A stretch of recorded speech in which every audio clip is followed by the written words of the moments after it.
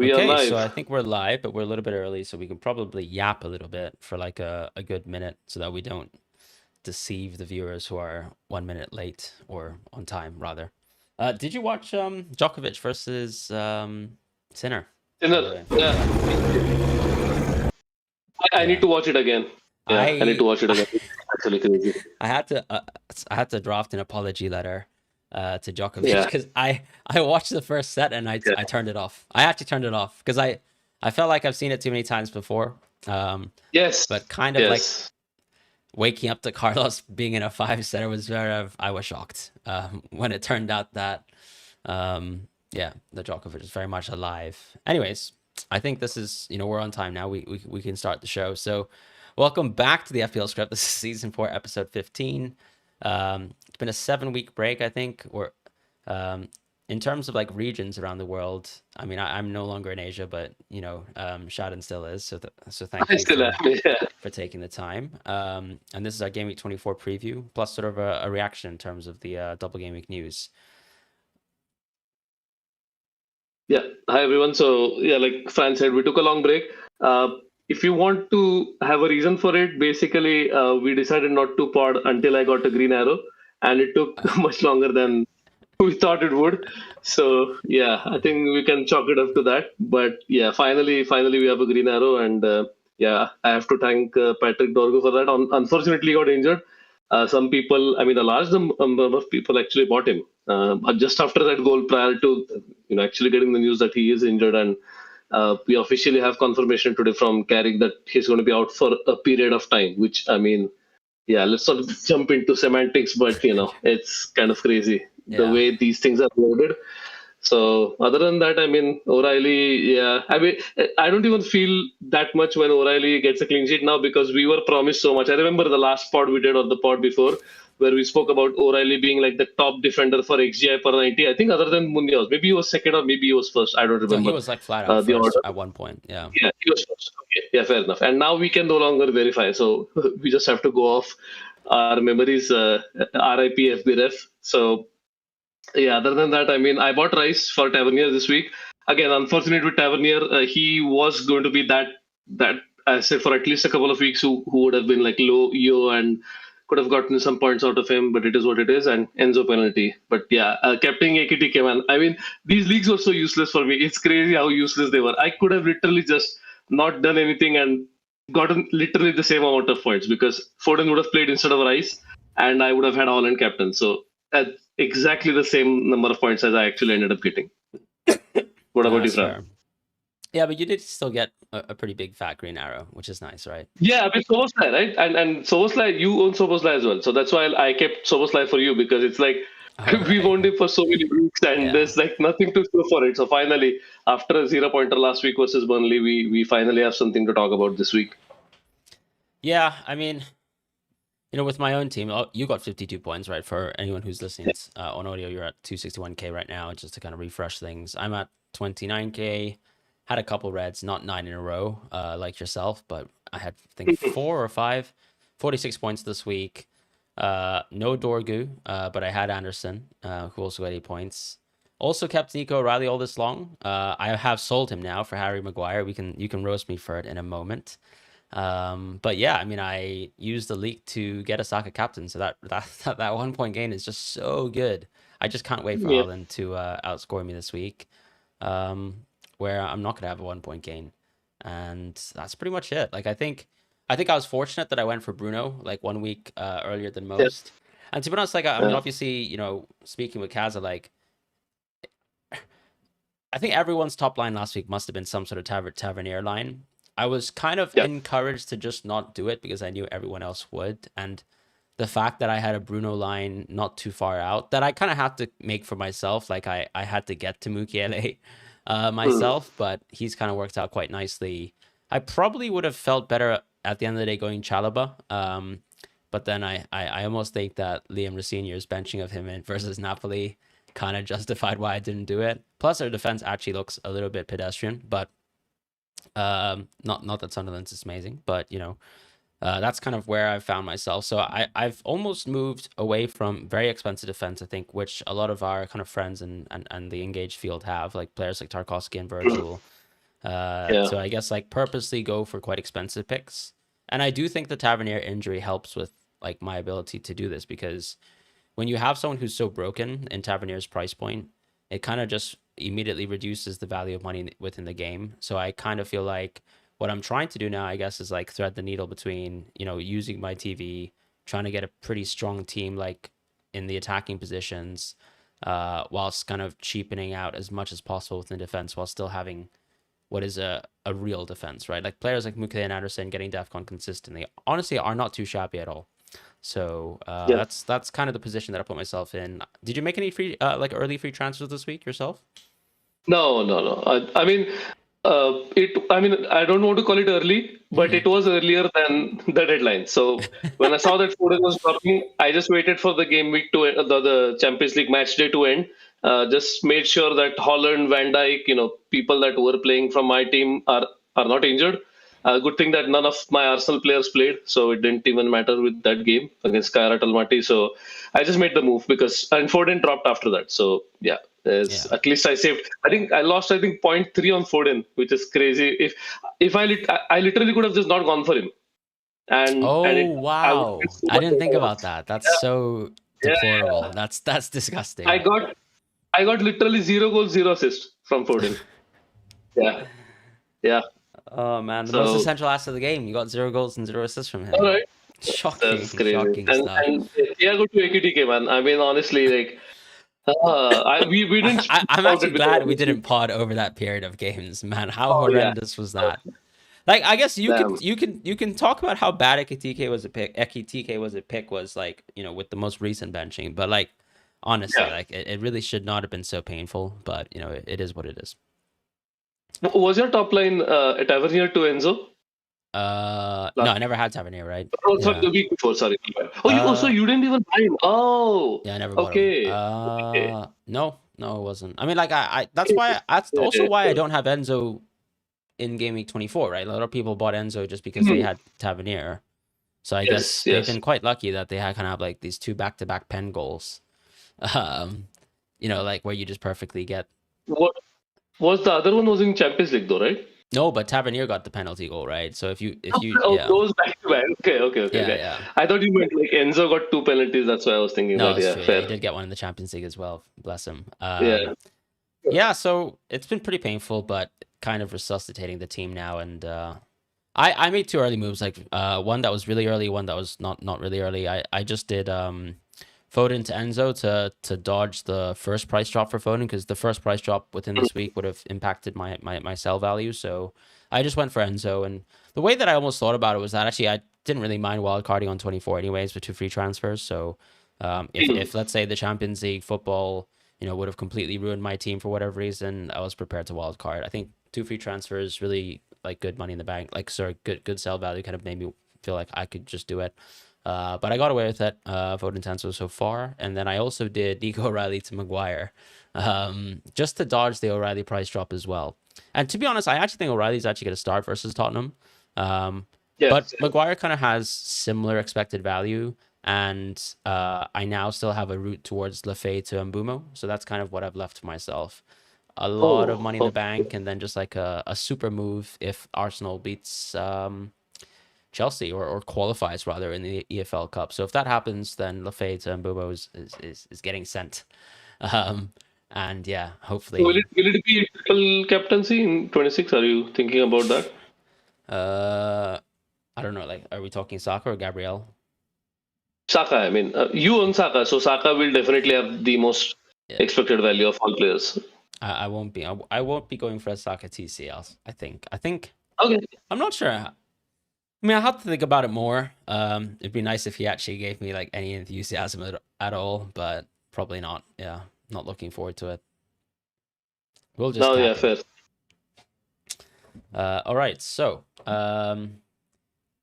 we wanted to just discuss Game Week 24 because obviously with the news that you have the potential double game week, it's really just winner of Arsenal versus Chelsea, and the well, not the winner, sorry, but the team that qualifies to the EFL Cup final will get a double game week in 26. So I think across different sort of sharp betting platforms, it's around like 85 to 90%. From what I can see, I think Pinnacle has it at 90% for Arsenal. So Obviously, like, doesn't really imply that Chelsea has a good chance. But they could also double, right? So they could bring forward Chelsea versus Everton into double Gameweek 26, and that would be the flip side of it. So from a transfer point of view, I think the only impact of this is like if you're kind of like going kind of, I think, a little bit more gung ho for like United players, like maybe you could stave it off or consider the Chelsea alternative, I think, just to kind of make sure that you don't like completely shoot yourself in the foot. Otherwise, you're kind of, I feel like you're at the whims of like having to consider using a chip, right? Potentially, if you're not very well invested into Chelsea. Like myself, to be honest, like I'm kind of like what this wild card looks like. I've got, close to this sort of midfield. And I don't have Chalobah, like, so I would only really have Enzo for Chelsea versus Everton. I don't have Keane anymore. I don't have Tarkowski like other people do. So I'd be in a pretty bad spot. And I think that's the trickiness of this wildcard 24, where I think you can stand to lose a lot if suddenly the double game week is Chelsea versus Everton. Yes, Chelsea Everton, Yeah. absolutely. It Yeah. almost actually, would you free hit? Like, let's say you wildcard in 24, you came up with this wildcard. This draft, by the way, is just like a default wildcard with Watkins Yeah. banned, FPL review, Watkins obviously. and Jose Sa banned as well because he doubles in 26. And he's probably going to leave. Yeah. Exactly. Yeah. Yeah. Got it. So actually, that might make sense because you will lose so much EV in 26 if Everton and Chelsea double that it almost feels like you might as well just commit to Arsenal and Wolves doubling, and then if need be, you can then free it. But then I don't know how you're going to navigate the rest of the season. I mean, you just have to hope that none of these other double game weeks and blank game weeks pan out the way they normally do, as in the average number of blanks and doubles we expect in whatever 31 to 33 game time frame. Maybe you bet on that, but it just seems like such a wild card strategy, essentially. Also, I was thinking like if you could stave off wild card, maybe 25 makes more sense. At least you know for a fact what's going to happen, and you then make an informed decision. But I don't know. I mean, and also the transfer window will be shut, right? Because True. It shuts tomorrow. So whatever transfers have to happen will happen, and maybe that makes sense. But other than that, I mean, I was looking at my team, and there are a lot of different players, so it does make sense. But and also Thiago, man. I mean, honestly, these three fixtures are so bad. But also, we said that during his previous run as well, and it didn't even matter. Like there's some middling fixtures, and he just absolutely smashed everyone, including Newcastle, which was a part of those fixtures. So I don't even know anymore with someone like Thiago. And I know you've already pointed out the fact that it's not even like he looks like he was looking pretty bad when we sold him in terms of like non-penalty XG, and that's not even the case anymore. So yeah, it's not. He's actually a legit good asset now, and I mean, if you want to wildcard for him, that's fair, But I think I will wait, but it is very tempting within my position because I don't have any free transfers. Fair, yeah. I don't know. I mean, like, I just don't think it makes a wild card at all. Yeah. Honestly, I feel like you almost should be wildcarding if you have injuries more so than anything. Like, yes. But, and then also at the end of the day, it's like, okay, if you get cooked by a 10% event, like that's just unlucky, right? Exactly. Like El Hadji. What was the player that Formites? I forgot his name. Hadji something. Hadji. Yeah. Hadji. No. He Hadji right. Yeah. Sorry. Yeah. Yeah. I think so. Yeah. So yeah, if you get cooked by something like that, I mean, you just take it on the chin, I think. Yeah, but Coventry has always been a good team, right? Fair. Yeah. No, but maybe they can see them too. Yeah, so I mean, if we actually look at this draft, though, I mean, it is quite defensive, like in the sense that, so you've got two Brentford players parked here, instead of actually going for like someone like Chalobah. I feel like, Chalobah could probably slide in here if you wanted to get an expected value gain in the short term. But that's kind of what Alderete is here for, right? He's kind of here to paper over the cracks for Burnley at home, and then Anderson will be your defender for the next 2 weeks, and you're suddenly playing a 3-5-2. I don't really love Mane, if I'm being honest, but I guess at the end of the day, he does get a double. It's just that he will also blank. I would buy Krupi. I would buy Krupi, honestly. Yeah. That's the thing. It's like, how insane will he be on the double? And then, considerations of like what Krupi will do in terms of maybe saving you a transfer later down the line. The one pro, I suppose, of like, for example, even owning Raya as one of your triple Arsenal players, who isn't here, and obviously Sa's banned, but he would also just prevent you from also maybe making a future transfer around an Arsenal player if you're wildcarding. So I think he's Hmm. also a consideration for someone to go for from Arsenal. Um, Otherwise, this is a pretty template draft. Like this is a supremely good like Anderson fixture run. Alderete is Yeah. like probably the best cheap beast in the game if you think he's better than like I guess Hill or Maguire. Because Mukiele is like I think he's at 4.5. I don't know if that even counts as Yeah. cheap beasting. So yeah, that's kind of the core of the structure. Saka still feels like his minutes are.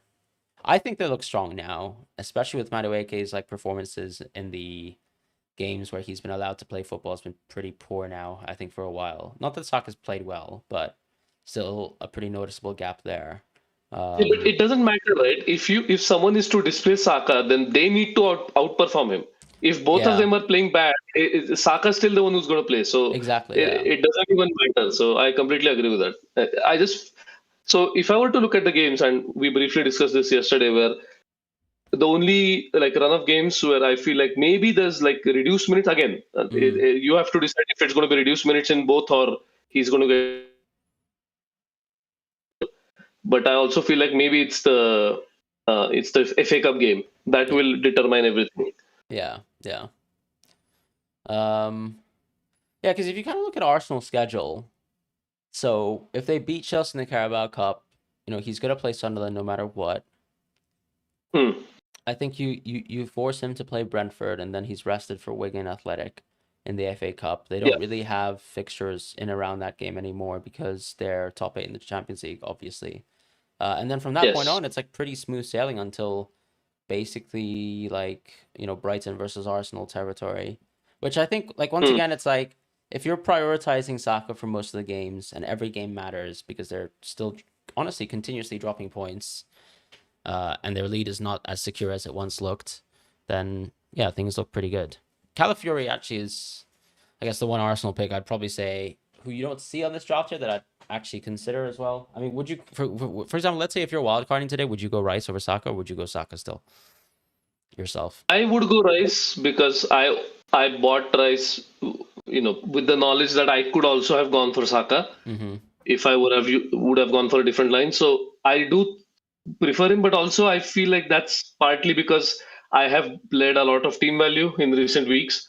So I feel like that just makes sense for me. But I think for someone like you who has abundance of team value, for example, like you could easily have Mukiele instead of Alderete in this draft. I'm pretty sure of it.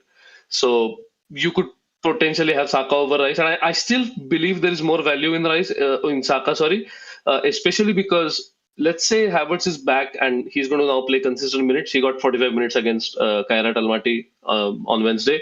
So if we were to assume that just makes Gyökeres minutes that much lower, right? For him, like the Sure. chances of him being on the pitch. So if that is the case, then yeah, I mean Saka has more chances of taking a penalty. Now I know this, he will probably give it to someone else or something like that, but he is firmly in the territory of himself needing a pity penalty now. So if there is a penalty, he is definitely going to take it. I just don't see how anyone else is going to take the next penalty. So you at least know for a fact that if Gyökeres is not on the pitch, then Saka is going to be the one taking the penalty. And even if Gyökeres is on the pitch, I think Saka could still take the penalty. Not going to lie. Yeah. So we will see. But yeah, what do you have his pen share at right now? Out of curiosity, Well, for the last is it game, even? I just kept him at default because I knew Jesus was going to start, but I think Yok will probably start the next few games. I just can't really be bothered to tweak it because I just think like, okay, What is it going to do though? Like, are you going to sell Saka because of that? that's No. that's the So I thing. mean, That's the you thing. might It's as well like, not do it. Yeah, you just pick yeah, your own battles, right? Like I already own Saka. It's not like I'm gonna move my Arsenal around. I yeah. couldn't care less. Like some games he's gonna have like maybe close to 100% pen share going forwards, especially if Havertz is gonna be a real thing and Gyok is still Hmm. like absolutely stinking it up the way that he is. And then yeah, as you said, like you never know because it's like he could really just still want to take the pen as he has. Like he has taken a penalty over Gyökeres in front of Gyökeres' Yes. face. So it's like let's not pretend like he has zero pen share when Gyökeres is on the pitch. And then the last piece, I guess, is just sometimes his minutes are a bit variable too. Like I think the defaults are probably around 80 on review. Like sure he can drop a 20. I don't think he'll ever drop a 20. Like it's more so like his lower bound is like 30. If Yes. Madueke really stinks and somehow starts, I guess 45 could be a thing for Saka. But like there are lots of matches where he actually does complete the full 95, right? So I Yes. just can't be bothered to really tweak his minutes or pen share too much because it's not like, yeah, as you said, it would have an impact in terms of like my solve results. Just like technically what my EV outcome would be, but in terms of my lines, like I'm keeping Saka for whatever it is. Also, I feel like in this past couple of games, Arsenal have had much more of like possession. So it feels like Saka hasn't done defcons recently, but he has also Yeah, like had defcon points. So people might have forgotten about it, but there is still an opportunity for that. I know it's much lower than some other players in midfield, like Bruno, for example. I think that Bruno might actually be broken at this point. Like it's actually crazy how good he is now, given that he's playing in the 10. And I think we both were of the opinion that whatever change we were seeing between number 8 and number 10, we didn't even have enough data to conclude anything based off that. So the fact that he's now in number 10 and immediately got defcons against Man City is just indicative of not that much having not that much of an impact. So I think we should be good for yeah, Bruno. yeah. Because I mean, a couple things, right? It's like a 1 year sample where Yeah, it was just considering like him under Amram, I think, as an 8/10, and then I yeah, think, yeah, like his role is already different, like immediately. Like even when he was yeah. sort of playing as a 10 for Amram, it's like you're playing left attacking mid, not really like Correct. I'm the center forward of the team, but I'm also kind of like dropping deep. What I'm playing a free-ish role at times, right? So Yeah, yeah, like he is still he's more central than he ever was, like under Amram, basically, is what I would say. Whereas like in the past, to see like Bruno drift towards the right channels, like I mean he would do it just because unfortunately, of course, like Casemiro is a bit stunted, but it's like Mhm. yeah, like he's just generally more involved in a lot of plays now. So I like Bruno. And also I think our argument wasn't even like, okay, does he even lose DEFCON, but rather actually, is the drop off in the XGI actually as unpronounced Right. as it looked on the sample, right? So like, could he not Okay. actually just suddenly like step up to 0.5 like he has honestly in multiple seasons prior? So yeah, Yeah. little fun tangent, but let's just jump into some of the kind of just updates in terms of like the season summaries, I suppose, in terms of projection trends. Um, anything to kind of call out, like from you running this a couple weeks? 'Cause obviously, we've missed it for a while now. A couple assets have kind of come Yeah. and gone. Yeah, absolutely. For example, like you'll see in the goal slide that Guimaraes has had a big jump from like 8 goals to 10.5 goals or something like that. So a lot of players have jumped around, given that we did not get updates from December 13th till Jan, I think it was 17th or 16th. So a whole month, and we had the most amount of games in that duration. So it's not even like it was 2 or 3 game weeks. I think it was like 5 or 6 game weeks overall. So huge amount of data points have been missed. But whatever it is, like we can still track or continue to track how market odds are pricing certain players, and if they think that, for example, like you can see Cole Palmer, right? He's continuously dropping in assists because markets can see that he's not getting the minutes, and I think people are continuously betting against or betting whatever they are betting is a lower number, so you can see it dropping constantly, given that he's not like getting any assists in real life. So that makes sense. Other than that, I mean, the few players I think are steady because post AFCON, like for example, Mbeumo Diallo, Amad Diallo, it's just that there's not enough information. They just came back. It's a new role. I think it makes sense to keep them where they were because I think their prices. So they were priced considering AFCON anyway. So it's not like AFCON was a sudden event. So it doesn't even matter too much for some players like them. Gordon, I'm a little surprised by. I thought he would keep dropping every week just because he's not getting the minutes, and I just don't know what his role is exactly in the team, given that there's no like he's not that player where, like, for example, Saka is, right, where if the team is losing, they will keep Saka on the pitch as long as possible. Gordon is not that player. It's a little weird what Gordon is doing, and I included Kuna because I think he will shoot up Yeah, in the next couple of weeks. Yeah, once we know for a fact that he is the one who is going to replace Dorgu in the left wing spot, I think we should definitely see a rise. in his numbers, and Nunes is the only one that is kind of funny because he either misses out or just absolutely like hauls, and it's incredibly funny that we went for Nico O'Reilly, who just had the expected data, and it's Matt Nunes who's been the one who's absolutely like scored almost like or assisted every other week or something like that. Ooh. I want to actually interrupt with a segue here of, I think Rossinier actually just said that apparently Palmer is fully fit. Do you believe that? Yeah, I saw that quote. Yeah, I saw that quote. I still, until I see it with my eyes, I don't care, honestly. Yeah, I just don't. I know the opportunity is West Ham, which is why I think people are more keen on it. Like, for example, if they were playing Man City or a more difficult game like Arsenal, I don't think anyone would care. It's just that people want to jump early onto the Cole Palmer train, but I just don't see. I just don't see it until I actually see him play 90s at least 2 games in a row. I'm not going to believe anything he says. I assume you're more optimistic, or are you in the same boat as I am? I mean, I own him in some other fantasy games, but I don't really care. Like, I do as well. Yeah. I haven't actually read the quote yet, but yeah, it just said that he's available to start, right? Which he really should. But then, I just like, he's not gonna play 90 minutes. Like, that's not a fully fit Cole Palmer, so whatever. Yeah. Yeah, exactly. In terms of this though, I don't know. I feel like, because also part of this too is just like, don't we think that over the entire league in general, we just think like open play assists have like dropped, or goals even. I don't know.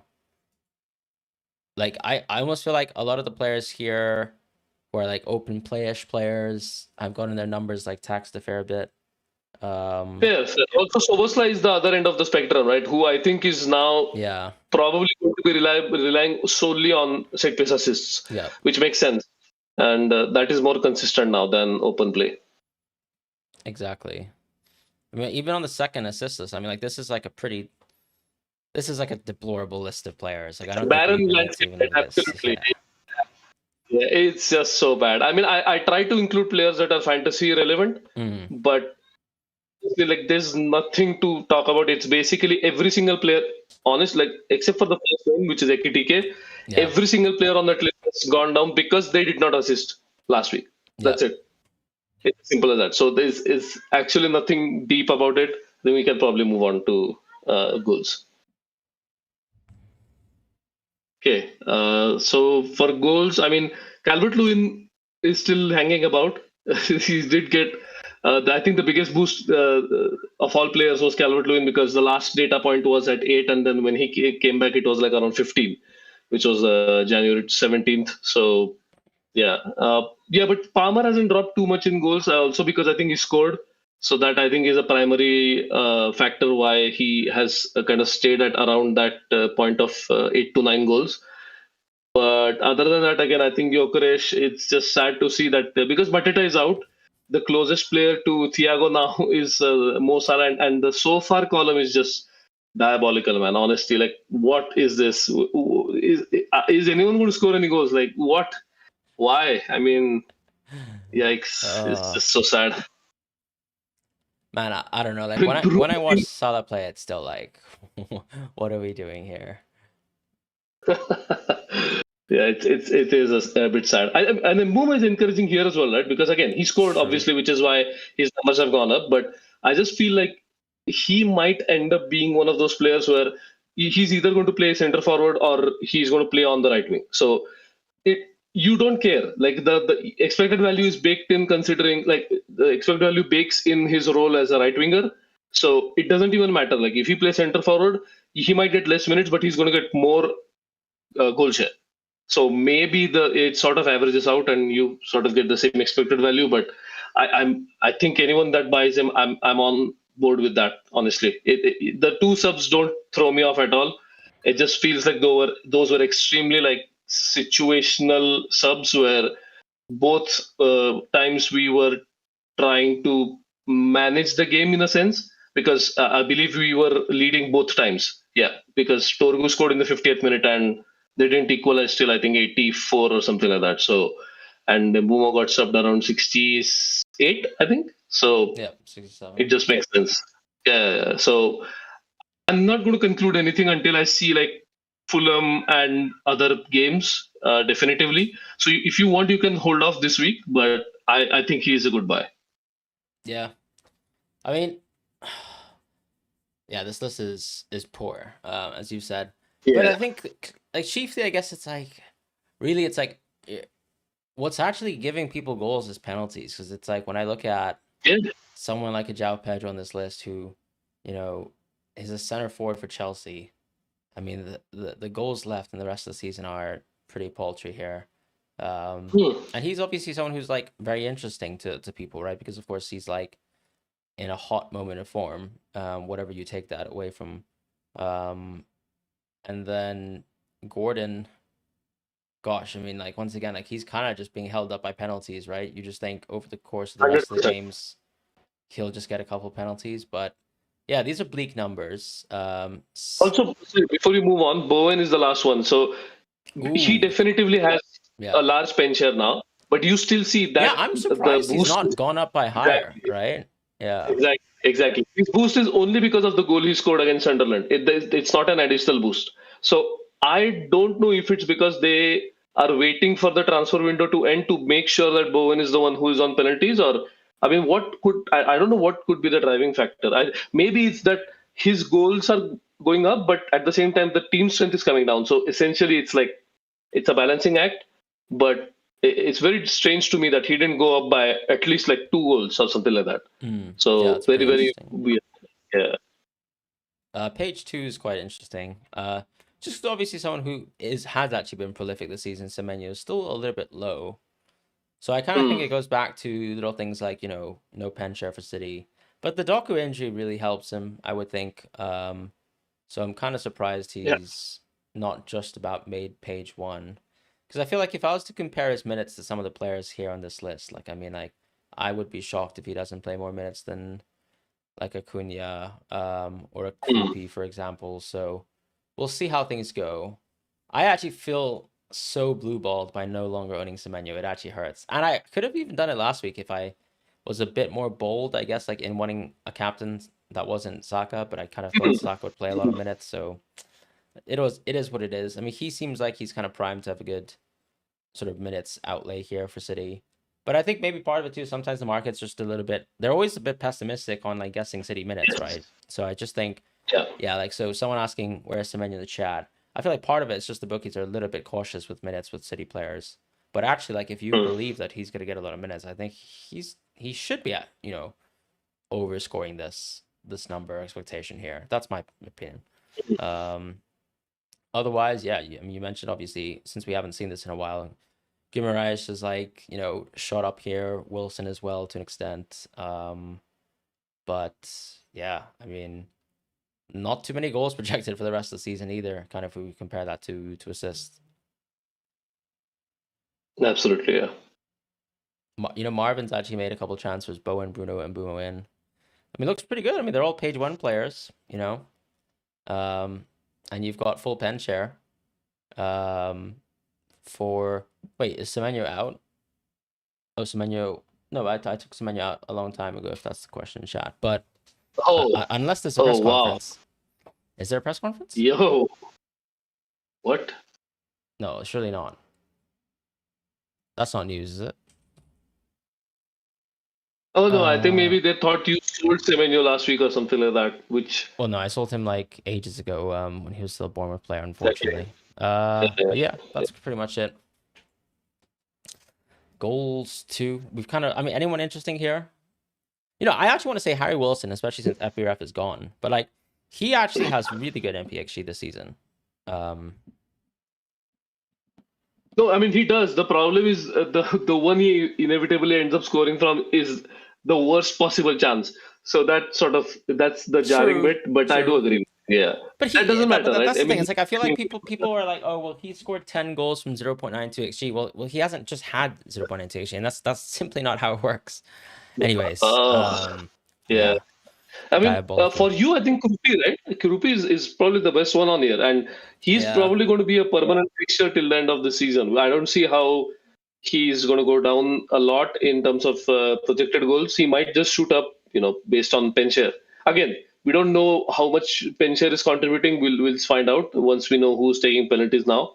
but it is an interesting landscape for Evan Nelson and Krupi Jr. I think once we know for a fact which one is on pens, I do expect some movement for either of them.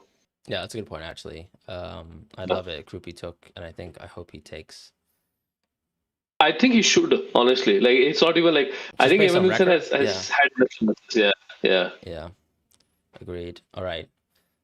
Should we jump into X-Mins? We have discussed a bunch, like for example, Mbumo and maybe Palmer as well to a certain extent. So let's see if we can.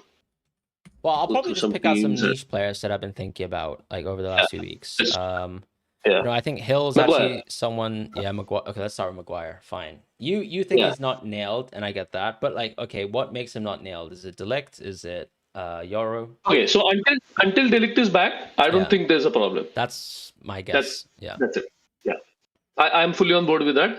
My only concern is isn't there anyone else at that perspective? I suppose there isn't, because that's why you bought him.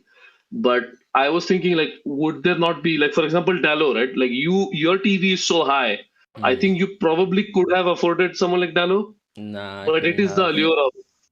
I needed someone who was 4.3 basically and below. Okay. Yeah, okay. Because Okay. Mbumo's going to double rise this week, and I can't buy him. And I'm literally like right now. I think after Mbumo's price rise tonight, I'm going to be 0.1 off. Oh. Okay. That makes sense. That's why you had to move early with Nico O'Reilly as well, because you would have lost 0.1 there as well. So I needed to leave some sort of cushion there. I mean, obviously, in theory, I could have just taken a hit for Mbumo, which I would have never done. But yeah. Like the only other pick that I would have actually considered was Hill, but I'm being honest. Like I think United actually look amazing. Like I don't know. Am I overreacting? Maybe I am, but it's like I think he can reasonably get DEFCON. He is honestly probably, if he actually plays minutes from here on out, I would say a top 3 set piece threat in the league, right? Yes. Playing towards Bruno's assists, and then like, okay, Hill gets DEFCON, great. I'll move on with my life as well, by the way. So yeah, I'm gonna punt Maguire for a bit. If he doesn't score a single goal, fair enough. Like maybe we'll just have to postpone the podcast until like the end of the season. But yeah, I've gone Maguire. Let's see how it goes. I also agree. I think he's just gonna play until Delict plays. I think back injuries are messy. His timeline has been postponed perpetually, and I don't know. It's also like, you haven't played football for so long at this point. He's probably not going to be match fit. I know Maguire is not like the beacon of fitness in football, but let me live a little. So I'm going to go with Maguire. I think I'd probably run him on like really strong minutes over the next 4, and then just drop him off a cliff. Basically, is the way that I like it. Keane, right? Yeah, we did that with Keane as well. So I think that makes sense. Also, I was thinking that, for example, so my general skepticism always comes with the abundance of options. Like, for example, in this case, you have, like you mentioned, Euro, Heaven. So you have already 2 players who could potentially play, but looking at these 2 games, again, these 2 games are probably the worst sample size you could have, because they are like against the top 2 teams in the league, basically. And I don't want to conclude too much based off that. So I think Fulham is probably going to be the best sample amongst these 3 games, after which I can probably be more confident on minutes and how everyone is playing. So once we see that, and I fully expect Maguire to start that game. So yeah, if I could, I would buy him. I'm not going to lie. Like, I know that I'm skeptical. Like, I was skeptical of Dorgu's minutes as well. Right? I still bought him because there was a chance that he was going to play right wing, and that's crazy. Like, you just can't not go there. So I had to buy him, and inadvertently, like, even despite a change of manager, he ended up playing left wing instead of right wing, and scored 2 incredible goals. So that's a different discussion point. But I think Maguire is good. Yeah, I don't begrudge anyone going there this week. So James Hill, I think, is another so cheap defensive pick. In terms of defense, I don't think there's too much to really discuss. Like, no one really sticks out to me as being underrated in terms of minutes. I guess Vandenberg is coming back soon, so he could be an option for a lot of people. At least forecasting transfers in the future, like that's just something to think about in your head. But that's it. Do you know Ayer's timeline? When is Christoph Ayer coming back? I have no clue. But then I also kind of think, like, okay, if Vandenberg gets injured for a little bit and then Ayer can just steal his job for 3 weeks, like, why can't Vandenberg just do the same thing? Fair. Yeah. Yeah. I think O'Reilly's minutes this week actually look decent, but obviously, like, Yes. the thing is, like, Nunez has worn out so massively. Like, and Oh. it's a bit odd because I feel like when I go on review and I look at Nunez, I actually don't think Nunez has massively overperformed other than the assists. Like, I think there's an element of Nunez is now kind of like in that level where if City have a pretty boring game, he clearly gets the most touches on the ball. So he's always like max bonus. I guess a little bit confused like how he's not got better EV, for example, on review. Maybe it's because maybe I'm just like I'm too like jaded with DefCon because it's like that's not real for him clearly. So it's like assists and then bonus, I guess, and then that's it. Also, again, smaller sample size, right? He's not played right back for most of his career, so True. I don't know how much you should go off this season. But I do get your point where if you can see a clear trend of him getting the most touches and most passes every single week when City are controlling the game, it just makes sense that he's going to end up with passing bonus, and passing bonus is huge for BPS. So that That's just means that he's probably That's bonus, yeah. kind of the thing. It's like, and I feel like, I'm kind of surprised he's not at that sort of Collins Virgil level of like expected value when you run up his minutes.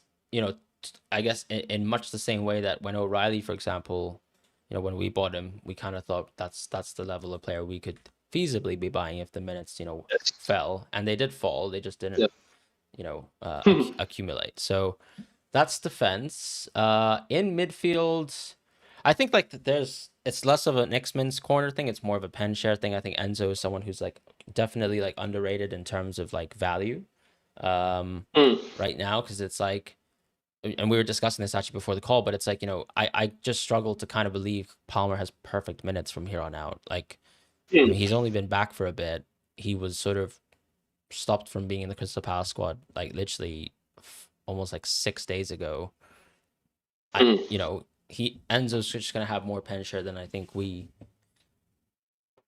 just more pen share as long as you're being reasonable. I'd say with Cole Palmer's minutes, but now they actually have a clean run of fixtures after this game because of course I think that the tightness around this game is specifically okay. He's played 45 minutes versus Napoli.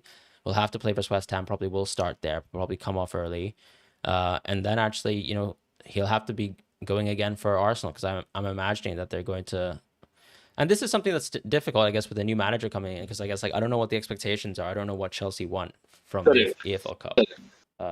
Like maybe it's more important for them to just secure top 4 in the league. But then if it is important for them to secure top 4 in the league, like, well, Palmer was just excluded from a squad like literally, as I said, just a week ago. So he's tricky, but I think he just makes like I just think Enzo's like incrementally like undervalued. I think Njai will be basically playing perfect minutes because it seems like Grealish needs surgery. So you're basically looking at a player here who is, just going to be absolutely nailed for this Everton team. Like the depth and the quality in the attack just simply isn't there to allow for Njai to be benched even for 5 to 10 minutes a game. So to me, like you can shoot up his minutes. I feel like he'll become kind of Rodgers level in terms of minutes.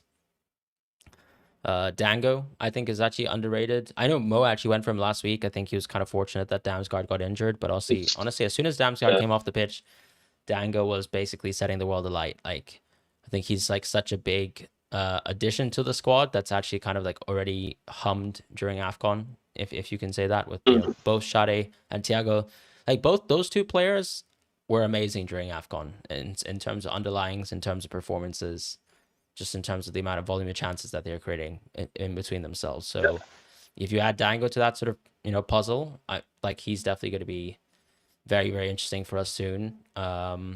Anyone else who kind of calls out to you like in the midfield position? No, I think Dango is probably the one I had earmarked for some discussion because even though he was benched, like you said, I don't think that's going to continue moving forward. So it doesn't even matter at this point. I mean, I don't want to even discuss Gordon, but I think I had a choice between selling Gordon and Foden this week, and I sold Foden. So Gordon will stay this week, and it's good that he was benched even against PSG, right? They could have gotten top 8, I think, if they had won that game. So. Or maybe they might have still finished 9th. So again, there was a lot of other teams playing, so it wasn't even just dependent on them. But I don't know. It just feels his minutes always feel weird. But this was one week where I was sure that he was going to play against Liverpool. So as soon as that game is done, I think I'll probably sell him first. Fair. And I think him to Mbumo might be the perfect. Yeah, that's such a good transfer. Yeah. And it's great because I think, having the free transfer here, you kind of just get to assess, Arsenal versus Chelsea. You get to assess how United play versus a non-top team. I have to be honest though, but it's like the way that most teams play versus Arsenal is like Arsenal basically is just a low block to me, in my opinion. I don't really like. I mean, if you look at all the goals, that's it's a joke. I mean, they're all screamers basically. So it's not like suddenly the way that United would be able to I don't know, create goals would be much different. No, but you have to also consider that we missed a lot of chances which were of higher XG. No, well, how many chances were there really for United within that match? Okay, so off the top of my head, I remember the Bruno shot that Saliba touched before he could get the shot off. So that was the shot off target. I think, did Mbumo get a chance prior to him scoring? I'm struggling to think because that game is such a haze. It went in such a haze for me that No, that Mbumo goal is like the highest XG chance, right? Yeah, 100%. Yeah, also because of an defensive error. Like if that error doesn't happen, that XG never materializes. So I do get what you're saying, and the other two goals are just. I mean, you can see there's 6 or 7 Arsenal players in that frame when Kuna receives the ball, which is crazy. Right? Not even 7, maybe more. I think maybe there could be 8 or 9 players in the frame. So that doesn't happen against, or maybe Arsenal never concede that kind of a goal if Kuna just doesn't shoot from there. I think Arsenal also have gotten used to that. That the fact that everyone is using data now, and everyone knows that screamers are not the way to go. Yeah, exactly. Yeah. Well, so you can see Arsenal too. It's like they never take those shots themselves. I mean, how many long shot screamers do you see Arsenal take unless it's 2 free kicks versus Real Madrid in the Bernabeu? Like, come on. Yeah. So it's just sad, really. Yeah. But I think that's kind of the midfield position. I do want to give a shout out to, I think, Wilson. I think, I mean, we already discussed this, but it's I think he's just a very good FPL pick, personally. We like to gas people up for being on set pieces and having, good model DV. He's clearly someone who, if you look week on week, has gotten more EV. Because I think they're just reacting to, better sample of data from his own performances this season, and then set pieces. And honestly, just incrementally better minutes as he's performed better. And clearly is now a key part of the team where he's kind of I'm trying to think about a player that I will always get subbed off with 2 to 3 minutes to go. No one really comes to my head right now. But he's at that level of X-Mins, right? As compared to previously where he was more 75 X-Mins. So yeah, I have to kind of say we kind of conceded on that, but that's what happens when you run into form. Kluivert last season was a great example of someone exactly like that, who was a 65-minute player, sometimes could get benched, and then suddenly he's in form and he becomes a 90-minute player over that run of games. So I think he's a good example of what Wilson's doing this season. And it's not just because Kluivert scored a couple of penalties that gave him more minutes last season. It's just, managers can kind of just tell when someone performs better. So, congratulations to owners on that. But I don't know, the field is a bit boring too, because it's with Foden sort of being meh. Cherki, I feel still, I don't think his minutes are perfect. I think Semenyo is actually almost underrated now. But the fixtures aren't there. So it's a case of is this player just good irrespective? Kind of why we own Haaland, right? Yes.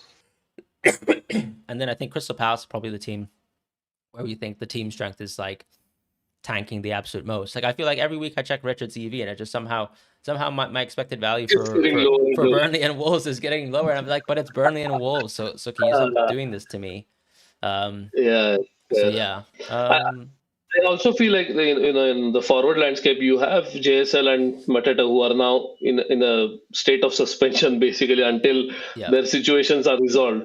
So I don't know if they're going to get resolved by tomorrow, but we do hope so. I mean, they have to get resolved by tomorrow. Why am I saying they will be? They have to get resolved by tomorrow. So whatever happens, I hope we still have them as feasible FPL assets, because otherwise the forward landscape is bleak. I mean, it's bleak and also not, because I mean you can always go Bowen, right? And Bowen is going to play 90, and he probably has penalties now. So if you were to give me a choice again between Ekitike and Bowen, I think I'd probably go for Bowen just because I know that he's going to start every single game. Yeah. Other than that, he's just uninspiring, honestly. Like Ekitike, what is your read on his minutes? Like I know Slot said that he's their only striker, so he's going to be managed.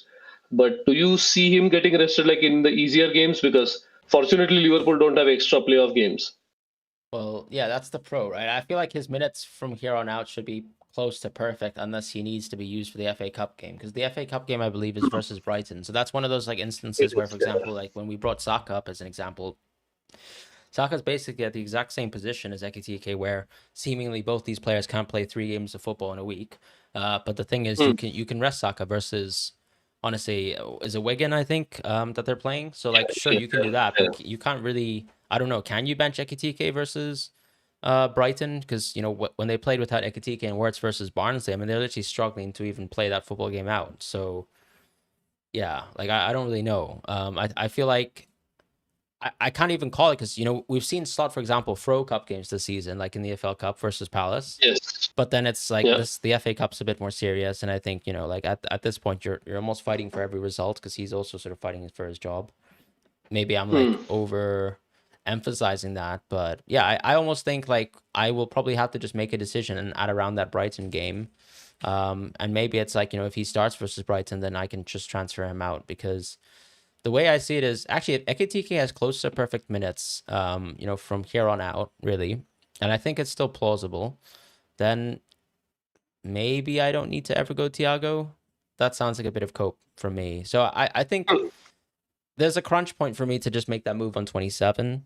Because I was going to say 27 is the game, right? It's Brighton away for Brentford. But the thing with Liverpool, it's like, if you suddenly actually think you can keep Ekitike for whatever reason, like say Palmer is actually not, like Palmer's actually just going to be a transfer out anyways, because Chelsea's fixture run is actually deplorably bad, 27 plus. So in reality, like, you don't need that much money in the game. Saka's double would have finished. So, you like, if anything, he's also someone that can come out of your team. So I might actually be moving towards a 3-4-3 structure where I keep Ekitike and Thiago instead. Because actually Ekitike will then have, from 20, like if I sell him on 27, I'm basically missing out on West Ham at home, Wolves away, Tottenham at home. Like those 3 fixtures, like, I would realistically want to keep him. So I don't know if I'm like what I'm going to do around that time, but I think I'll probably just make a decision based on how I feel about Saka then too, because I don't think I want Palmer, 28 plus. So yeah. So there's a realistic chance you keep him until you actually wildcard. Possibly, yeah. Possibly. Yeah. Yeah. The same here. God, how bleak is that? At least we'll own Thiago, right? Ha ha. I'm most likely doing GU to Thiago anyway. Like you said, I mean, I don't own Saka, so I already have more money in the bank. And yeah, that's true. Yeah. That's quite nice. All right, shall we? And actually, one thing I wanted to mention, last thing is I do think I love Calafiori so much as a pick. He'd be one player that I would definitely think about going for if I, for whatever reason, wasn't tripled up on Arsenal. Unfortunately, I am. But yeah, like he's the last pick that I would kind of consider quite highly. Yeah, I see also because his replacements have been so bad compared to what he's been doing. This I think he's an automatic shoe in anytime he's fit. Maybe I don't know what injury did he have? Why did he miss out for a couple of weeks? Couldn't tell you. Yeah, because I always feel like if it's like a recurring injury, I don't know, but no one is going to tell us that anyway. Like if it is a recurring one or if he's susceptible to those type of injuries, we'll find out once it happens. I don't think we'll get a heads up. I mean, that's the tricky thing, because if you kind of think about, I mean, if you think about, like, for example, what's going on with, honestly, I don't know why I'm blanking out so hard. I'm just like, what were we talking about? Why am I so? I'm blanked. Damn. What happened? Did we see a neuralizer or something? I don't know what happened. I'm actually. Yeah, maybe this is what happens when you're so rusty from doing pods. I swear to God, we were talking about Calafiori, right? No, but I think like yes. I think he, as you were saying, like it's such a big miss for this Arsenal team. Not having him play, but then I'm trying to think about. So you've played him versus Kairat, right? and then Yeah. you're probably gonna play him for first the league match, and what, like suddenly he's gonna have to start 3 fixtures in a row. Like, is that not obscene? You know. I know he got subbed off relatively early versus Kairat. He got subbed off at 45 minutes, so maybe that's the plan, right? A double start from here on out, where he actually plays good minutes. But yeah, I think Calafiori is instrumental to the way they play, and by God, I hope he actually plays for Chelsea, because it will be nice to have him play instead, and for me to not have to deal with what is a double game week for Chelsea. One thing I wanted to touch on actually is just revisiting just a general point, which is like the Brighton picks, right, within the game. Because we have complained about, whether we think maybe Brighton's a little bit overstated compared to some other models. I mean, now I guess the Brighton picks have kind of like doxed themselves because they just don't have minutes or don't play football. But, do we have different thoughts in terms of like Brighton or Brighton assets? Because I guess their XGI as their XG as a team is still pretty solid. I don't know. Like, do we think that Kadioglu has a realistic chance of continuing with good minutes? Because I've always felt like he is the one from early on this season or even last season, maybe, where I was thinking if he is in the Prem, that's we can definitely look at someone like him. But we didn't have a chance to see him get consistent minutes, and when he has, I think he's exceptional. But I don't know if it suits what Whistler is trying to accomplish. So maybe we can keep an eye out on that. Other than that, I don't know. Maybe what is Whistler trying to accomplish? It's a good question. Yeah, that's he's a T5 manager. I don't know what he's trying to accomplish, right? So yeah, it's I don't know, man. I just feel like Welbeck is so cooked that I will never consider someone like him. So it's either, I don't know. Did we talk about Ayari? I think Ayari has good minutes now, right? Oh, true. Yeah, I don't know what. I mean, he's had bouts in the season where he's had good minutes, and I think he's a decent def player as well. But yeah, man, I don't know. Like, Brighton is just a team every season where I just think I just can't be bothered with them. Cannot. Yeah, and Minte as well. Right? I mean, I know that Marco is looking to start Minte this week, so I sold him like a long while ago. So I'm free of that pain. But he's just so cooked. Yeah, you don't get these assists every week.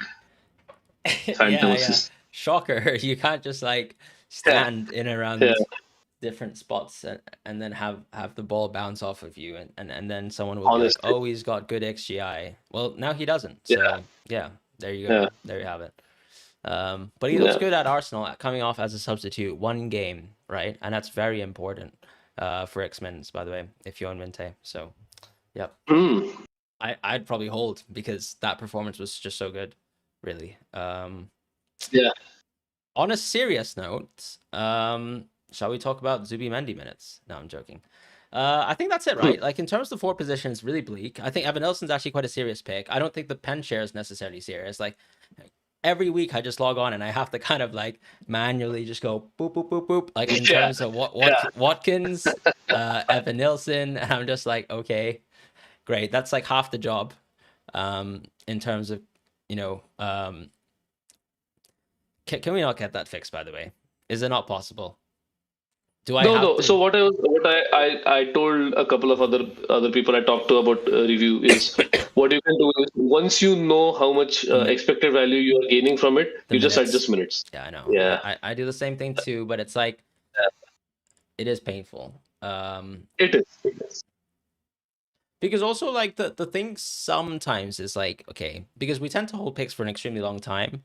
The other thing I'd say is, like, there's a point where I suppose if you don't adjust the pen share, but you adjust the minutes, where if you just have the defaults, like 92 X-Men's, for example, decays a lot less slower than, let's say, like, I don't know, 75, for example. And so, of course, like, there's a point in time where you might not actually want to own the player like later into the season, when actually you probably do want to keep that player, if that makes sense, had you like kind of fixed that aspect of the decay. But I guess it's kind of like, this is such a woke discussion, but yeah, I mean, like, I just really, I'm not asking for a pen takers page, I'm just asking, like, is it not possible where you just allow me to just change the percentage? Like, on the actual physical In players one page, place. and Yeah. then it just rolls down, kind of like how I can adjust minutes. That's all. Yeah. Yeah. Fair. Just a humble man with an idea. But I know that obviously probably is a lot of effort for reasons that my little brain doesn't understand. As far as Amad Diallo, do you want to discuss him? Like, he's probably the last pick that interests me. Do you think he's Yes. fake because Yeah. Mbumo could play right wing? Is that the gist of it? I think so. And also, there is no indication. Again, these two games are the worst, but there is Yep. no indication that Bruno is never going is not going to play number 10. So if there's no possibility of that, then you can't even assign a share to Ahmad playing number 10 sometimes when Bruno dropping back or something like that. So I just don't see how Ahmad has great minutes, but these two games are a good indicator that if, let's say, so the, the next game is a perfect chance. Like, for example, if we have a formation of Kuna striker and Mbumo left wing, that just tells you that both Mbumo and Ahmad are equally important. And in that case, I would definitely boost Ahmad's minutes and have a look at if I can buy him over someone like Mbumo, Right. because yeah, there's a lot more value in someone like Ahmad, but also I know that if I start looking at cheap alternatives for every single player, then what am I going to do with all that money? Because I'm not buying Palmer, so there's no need to have a cheaper alternative to every single player. But with Ahmad, I do feel like the next two games will be crucial. Once we play non-top two teams, I think we will understand more of if Mbumo is going to be deployed at left wing, or when I said Mbumo left wing, Kuna center forward, I meant actually it would be the other way around, where Mbumo would be the center forward and Kuna would be on left wing, most probably. So in either way, in either case, if we see more fluidity within the attacking three, I think that is better for Ahmad's minutes than if he has like rigid positions for every single player, Yeah. except for Mbumo. That just means that I think Mbumo will shift back over to right wing. Yeah. Plus, it's also like whether honestly, at the end of the day, like, does Karakachi rate Sesko? I don't know. Yeah. Yeah, yeah. I think he does, Yeah. and Fair. I honestly have like a lot. I think there's a larger probability of him starting Fulham than I think most people think. So if he does start Fulham, then again there's a one spot less. So you could have Mbumo left wing and Ahmad right wing, but I mean, is that really fair to Kuna? I mean, that will basically signal to Kuna that Carrick doesn't rate him one bit. So I just don't see how that's going to happen. So yeah, I think it's a wait and watch. That's true. Excuse me. So there's a chat Q&A that we can quickly go through chat. Oh, captaincy. Captaincy. Yeah, just a quick shout out. Do we take captaincy first? I've already forgotten how this. No, we haven't done This captaincy. show works. Right. So I mean, captaincy is Bruno Holland probably. I think Palmer's a bit fakish. What are you gonna do for captaincy? Bruno captain and Enzo vice captain because I think Palmer is fake. Wait, do you own Holland? Yeah. Oh, okay. So right, okay. But like, isn't that like huge EV loss? By vice captaining Enzo? I guess so. Yeah. Why is it a huge EV loss? I don't know. Like, doesn't Holland have like just really good EV? No, he does, but I'm saying if I boost Enzo's pen share to 100%, it's probably going to pop, right? Yeah, probably pop is less than it's Holland. Not going to be more than. Yeah, exactly. Still going to be less than Holland. Yeah. So. I mean, to be fair, Holland might not play the full 90 minutes for Spurs. But then I don't know. You have such a nice lead in the EFL Cup. Like, are you really just gonna like not max out on the Prem? Also, I feel like the fact that Arsenal lost to United means that City are like within closing distance now, and it's pretty doable for them, as it has been every single season when they were up against Arsenal. So there's nothing new in that. Okay. Is this any temptation to captain Saka, by the way? Now that he's had his rest. Is that a serious question? Right? No. Oh. I mean, no. I mean, Bruno's right there. there. Yeah. Fair. Yeah. I'll probably vice Holland, I think. We'll see how it goes. All right, chat Q&A. All right, let's see. Brun, was it tennis? I can't tell if that was tennis related. Maybe not. Nice to see Cattell. Oh, Mo. no. Just a delay. He said it before we started streaming. Right. Okay. Yeah. We had DB come in here as well. Maguire's obviously essential. Come on, I own him. The goats are back. That's nice to hear. Thank you, Kebab fella. Thank you. Chalbeck spins. Honestly, I still think you should just run him at 92. Yeah. Like, man, I don't know what Liam Rosino was doing versus Napoli, but you're just not a serious person if you're gonna bench Chalobah in the league. Olympian capped Bruno. I mean, I heard he had a captaincy success last week, so let's go Bruno, I guess. Oh. Moved out of Keane. Is Josh cooked? I don't think so. I feel like most Everton fans actually just expect Keane to just be like for this to be it for him. But then of course like there is a chance he gets a start here or there. Just depending on Brathwaite's kind of like fitness and state. Helen Calafiori I do quite like. I just think Calafiori is someone who's going to be kind of prioritized for league games. Honestly, like he's such a menace. So I like Calafiori as well. DM McDonald has a dilemma. His team is. I think we can just go to the next one. Yeah, but he doesn't. What I mean is the next message. Yeah. Oh right. Okay. Yeah. Where he says Bruno G. That because we don't need to read the team, right? Yeah, Bruno G. Is he even available? I mean, I don't know how he's priced, right? I was surprised that they've priced him this week for market odds.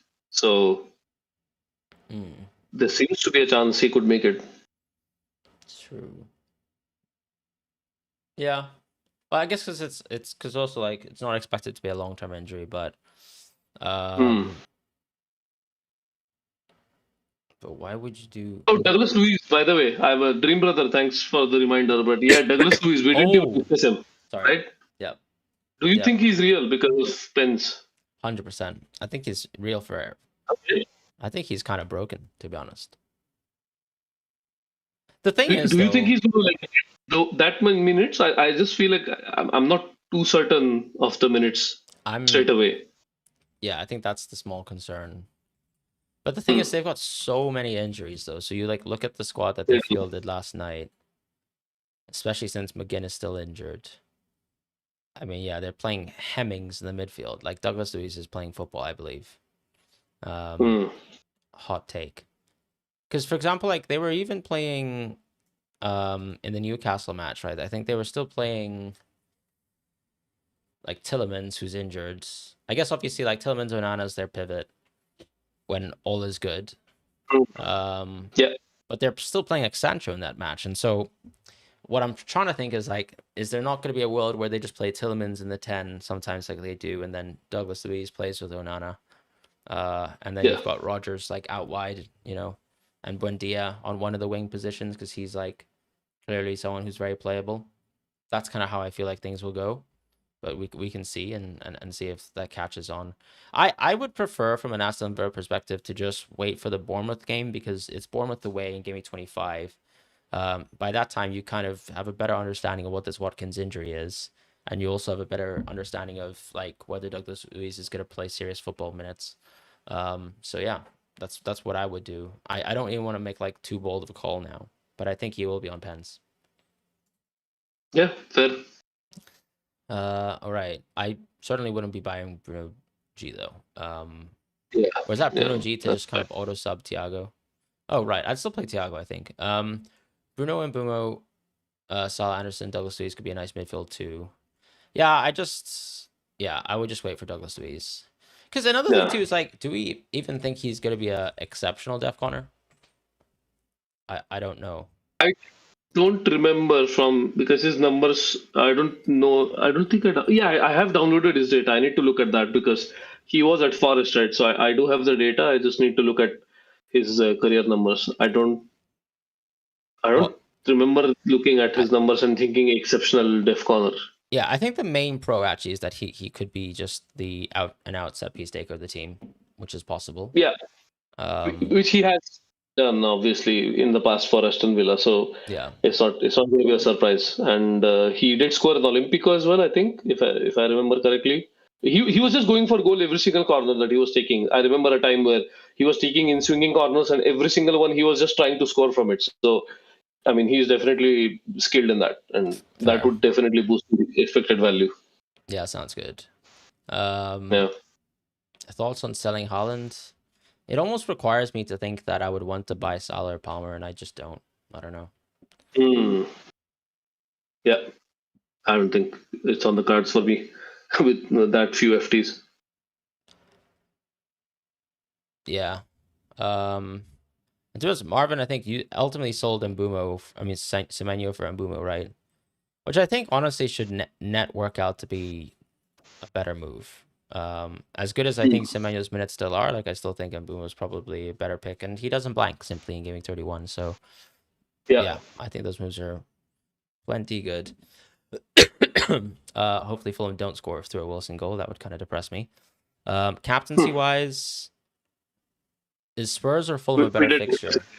I mean, what do you think? I think Spurs Fulham are a better fixture, surely. Am I mad? at home.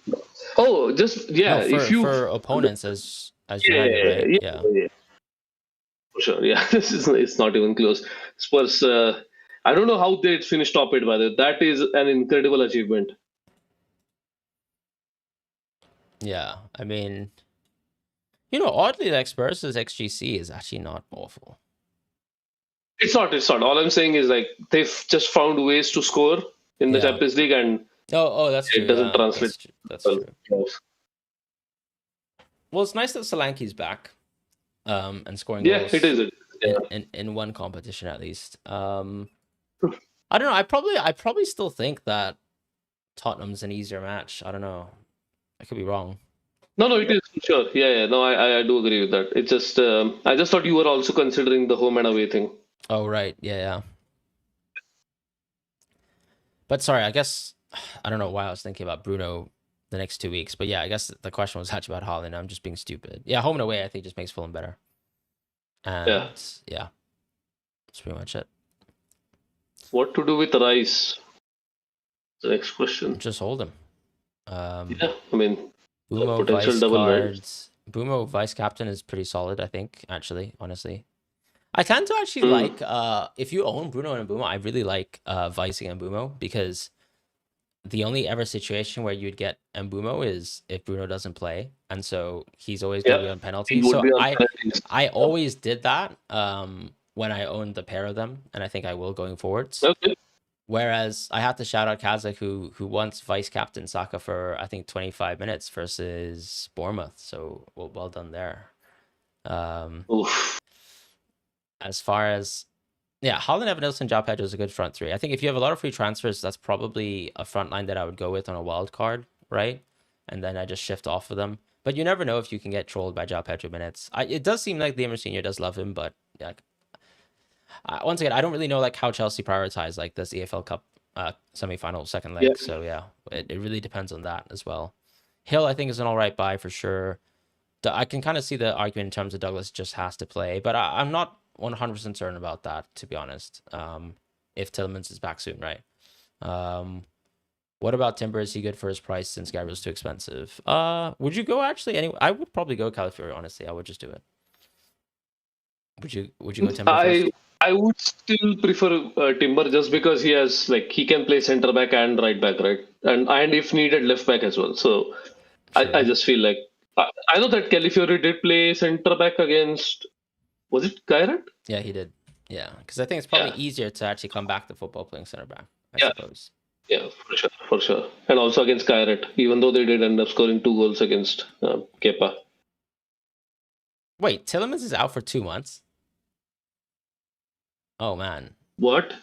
Oh, yeah. Oh, wow. Okay. I didn't know the timeline. I didn't know the that timeline. was short. See, like the manager like off the cuff comment after an injury is like just diabolical. Like never trust that. Yeah. Okay. Yeah. My bad. Sorry, I did not know that because I've not been really reading up on news. But that's devastating.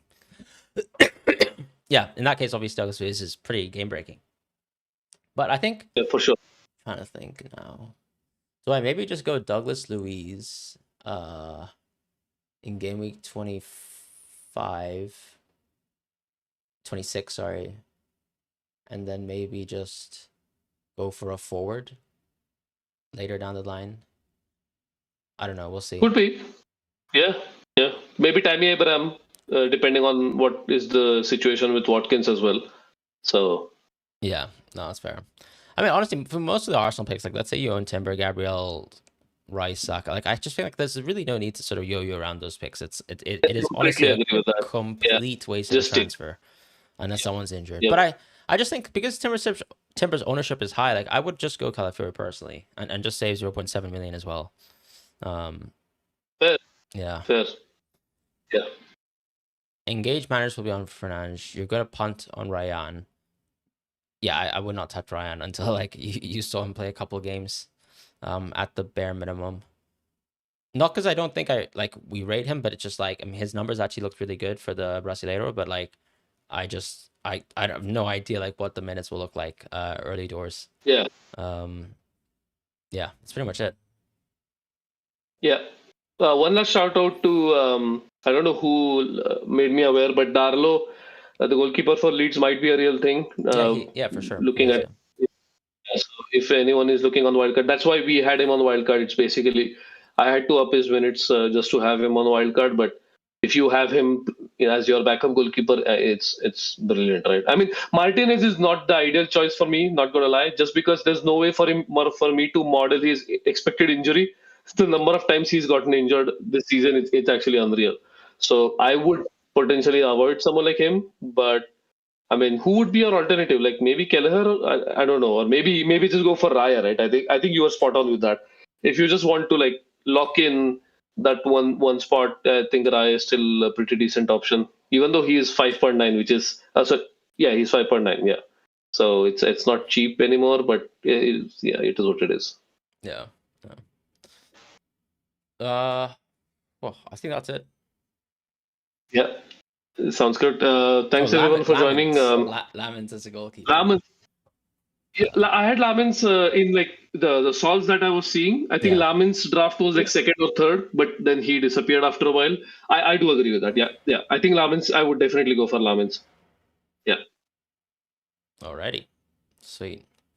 Well, thank you guys. You were about to close the show, so I'll leave that back to you. Yeah, absolutely. Thanks everyone for joining and subscribe to the podcast. I know we had an extended break, and I'm not going to say anything now. The last couple of times I did say hopefully we will be more regular, and we did not being more regular. So let's leave it up to fate. Hopefully we'll see you next week, and thanks for joining. Good luck for Gameweek 20.